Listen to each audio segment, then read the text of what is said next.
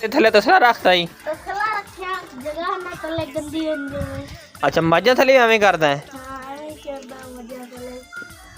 ये हुन की कर रहे है ये उतरदा है।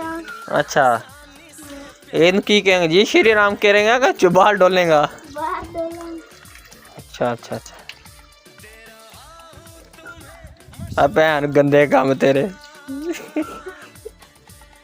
हैं अगरे माजी ने कोशिश की उधर तले जाके ओदे थले भी रखदा मजा थले भी क्यों एदी की वजह हुंदी है जगह ना गंदी होने उधर तू ही कहना है तसला। अच्छा ओ थले का अच्छा हुने की करन लगा है हुन बाहर डोलन लगा कर लिया उन्हें तेरी खैर अच्छा ये की कीता जी साफ सही रख दिया माल ये बाहर डोलिया। अच्छा क्योंकि खारिश ना होवे ना फिर पेशाब रास्ते बहने मच्छर ना होवे हैं हाँ। चल आजा देखो